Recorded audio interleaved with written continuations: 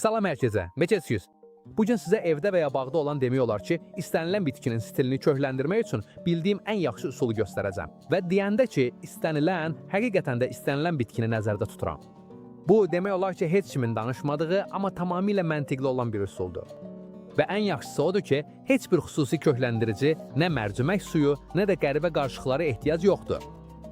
Edəcəyimiz şey, stillərin öz-özünə kök atması üçün mükəmməl şərait yaratmaqdır. Əgər sonra kökləndirici istifadə etmək istəsəniz, əla, bu prosesi sürətləndirməyə kömək edəcək. Amma bu üsul təkcə su ilə işləyir və rozmarin, lavanda, yasəmən, nanə, salvia, potos, qızılgül, əncir, pomidor, limon, portağal və sair üçün uyğundur. Siyahı demək olar ki, sonsuzdur. Bugün biz təxminən 5-6 litrlik böyük bir su butulkasından istifadə edəcəyik. Yəni marketlərdə satılan adi böyük butulkalardan.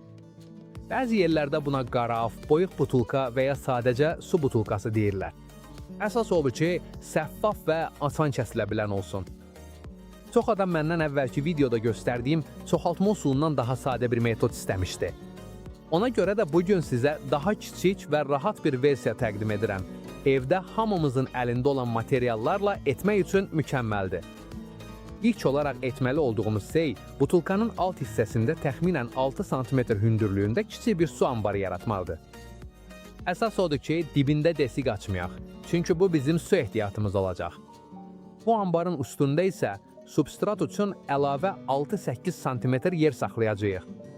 Yan tərəfdə məhz o 6 sm hündürlüyündə kiçik bir desik açacağıq. Bu kiçik desik artıq suyun çıxması və havanın dövran etməsi üçün lazım olacaq. İstəmirik ki, su yuxarıya qədər dolsun, çünki bu stillərin çürüməsinə səbəb ola bilər. İndi butulkanın o hissəsini kəsirik, amma tamamilə ayırmırıq. İstəyirik ki, bu bir tərəfdən birləşmiş qapaq kimi qalsın, mentezə kimi, asanlıqla açıb bağlaya bilək. Əgər kəsməzdən əvvəl xətti markerlə isarələsəz, daha səliqəli alınacaq. Vidalı qapağı istifadə etməyəcəyik. İstəyirik ki, içəri yaxşı nəfəs alsın. Substrat üçün çay qumu istifadə edə bilərsiniz. Çünki ən məsləhətlisi odur.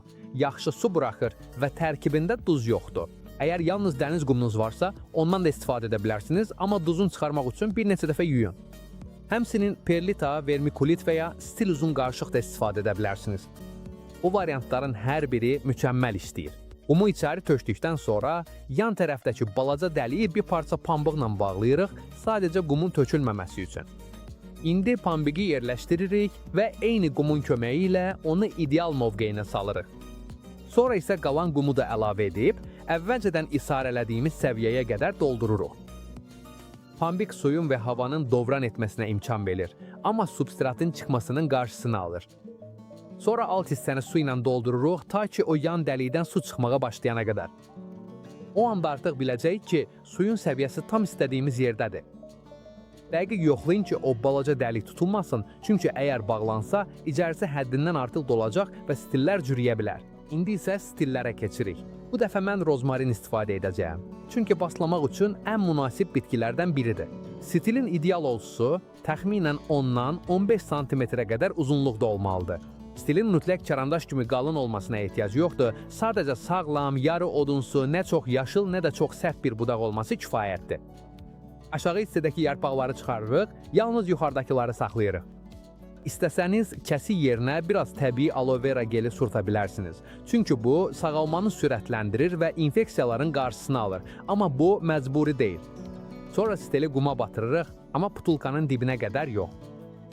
Unutmayın ki, son 6 sm-də su var. Ona görə də stil dəqiq densiyin səviyyəsindən biraz yuxarıda. Qumun nəm, amma su ilə dolmamış hissəsində olmalıdır. Bu sistem kapillyarlıq sayəsində işləyir. Dibdəki su yavaş-yavaş qum vasitəsilə yuxarı qalxır, beləliklə stillərin curumadan kök atması üçün daim və ideal nəm səviyyəsi saxlanılır. Unutmayacağınız 2 vacib məqam var. Birincisi, dibdəki suyun heç vaxt qurumasına imkan verməyin. Arada bir yoxlayın və lazım olsa su əlavə edin.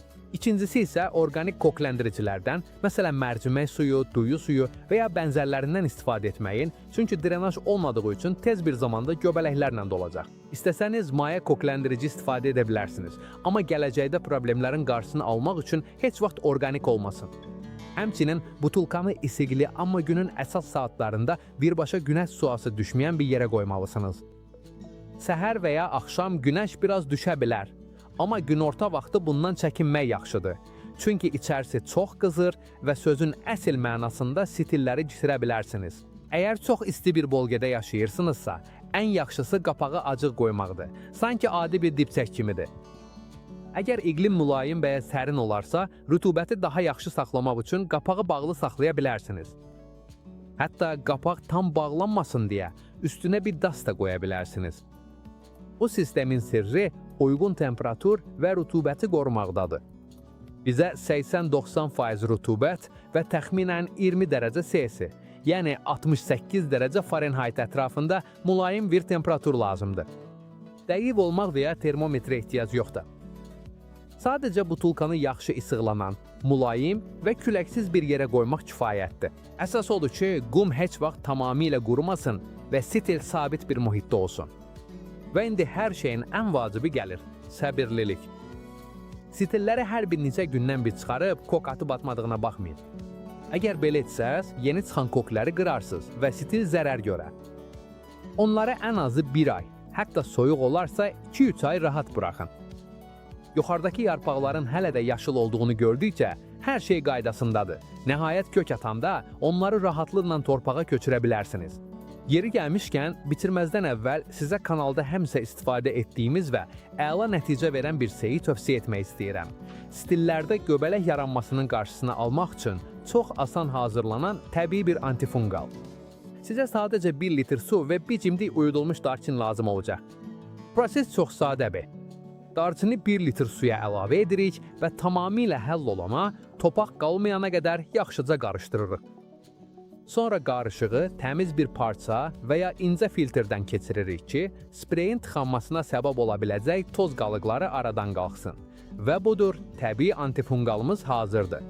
Hazırladığımız məhlulu sprey ilə birbaşa stillərin üzərinə hər 3-5 gündən bir tətbiq edirik ki, onları göbələk və bakteriyalardan qoruyaq. Bu kiçik addım stillərin sağlam qalmasına çox kömək edir. Kifin yaranmasının qarşısını alır və kök atma faizini xeyli artırır. Vəssalam, artıq hazırdır. Sadə bir su butulkası və biraz qum ilə evdə mini stil qabı, yəni stillər üçün özünü suvaran bir növ dibzək düzəldə bilərsiniz. Bu sistemlə rozmarin, lavanda, adacayı, yasəmən, nanə, gizilgül, əncir, pomidor, sitrus meyvələri və sı çoxalda bilərsiniz. Demək olar ki, istədiyiniz hər şeyi. Bu sadə, ucuz və çox effektiv bir üsuldur.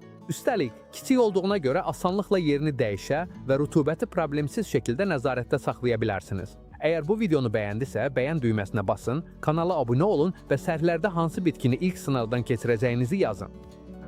Xüsusi salamlarımı bütün Latin Amerikasına göndərirəm, bizi çox izləyirlər və əlbəttə ki, bütün İspaniyalılara və bütün dünyaya. Gələn videoda görüşərik və sizə bol-bol uğurlu stillər arzulayıram.